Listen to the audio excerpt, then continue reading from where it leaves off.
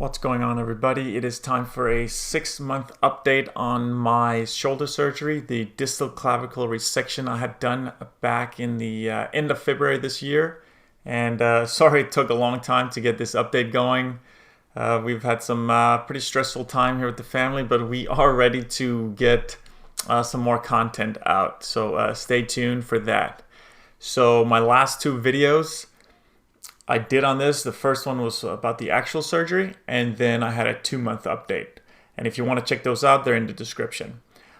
So let's go straight in from where we left off on the last video, which was 2 months. And at this point in time, I'm doing mobility exercises only, stretching the joint, making sure I get some mobility back.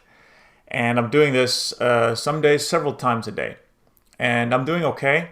However, I'm now starting to wake up with some pain in the bone, right on where the surgery was. And one day I wake up in a severe amount of pain, and I couldn't even basically use the arm. And that stayed for a long time, almost a week. So I go see the surgeon. He suspects now that it could be nerve damage, which could have happened from the nerve block they put in my neck, or could also happen when they pull the arm, because when you have a surgery like this, they pull the arm quite brutally.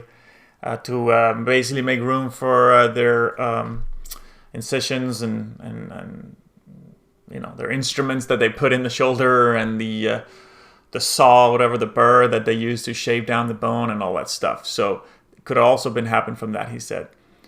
Anyways, we agreed taking completely off the rehab. So for several weeks, I'm not going to do any rehab. He puts me on prednisone for 6 days.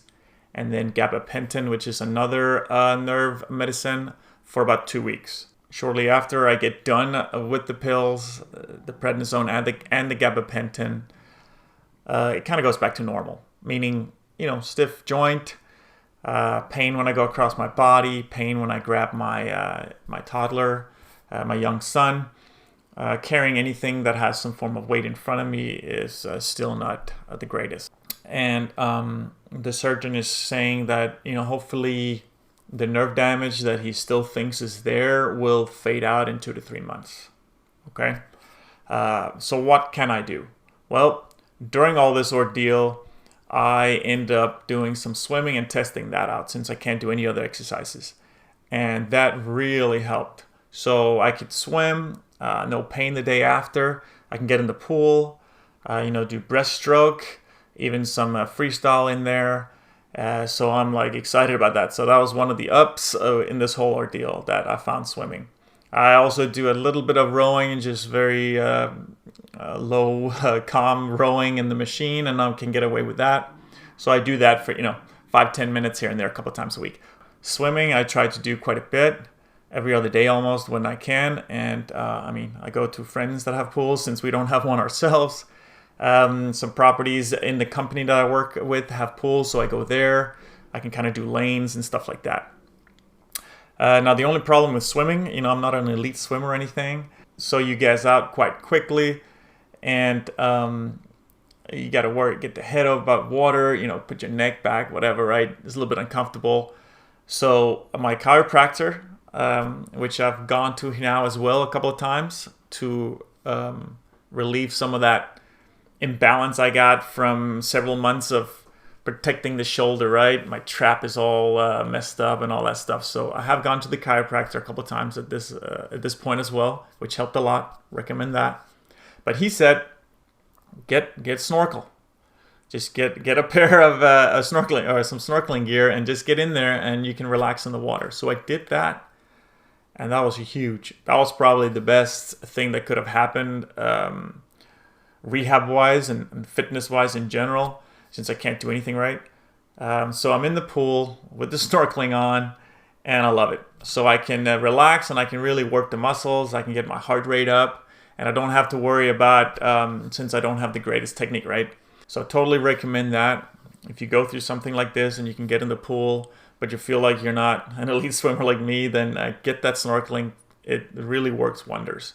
Now, I like to do everything with the family, include the kids. And since I haven't been able to take them to the jungle gym, which I used to all the time, we went to the ninja gym. I couldn't really do any of that stuff for the last almost year. So I got a mask for my little girl who's 6 years old. And she's just learning to swim a little bit, but, can't do a whole lot, long distance. But I gave her a mask. I bought it the same time I bought mine and put it on her. And literally from a minute to another, she's swimming laps with me.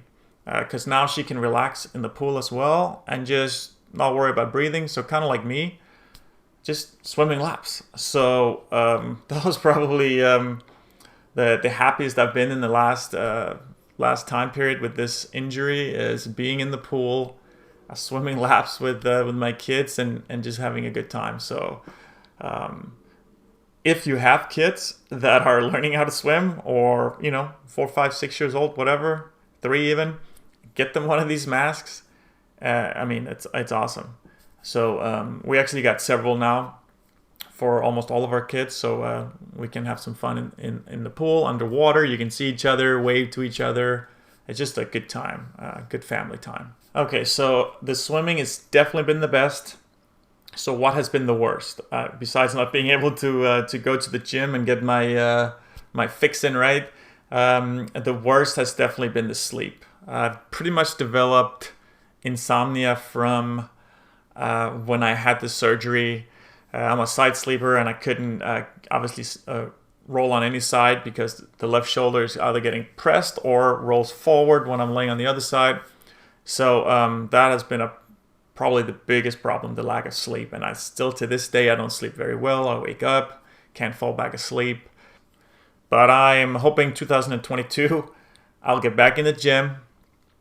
I'll get back in the jungle gym with the kids, and things will somewhat go back to normal. So obviously there's a chance it never will, but I'll definitely keep you guys updated. I got other content coming out with some upgrades to my garage gym that I was hoping I would be using right now, but I can't. But I'll get those videos out as well. And then later on this year, end of the year, I'll probably do another update, and hopefully that'll be a very positive video where I'm in the gym doing some more stuff. All right, guys, thanks a lot for watching, and please help us here. Hit that sub button, the like button as well, and we'll see you on the next video.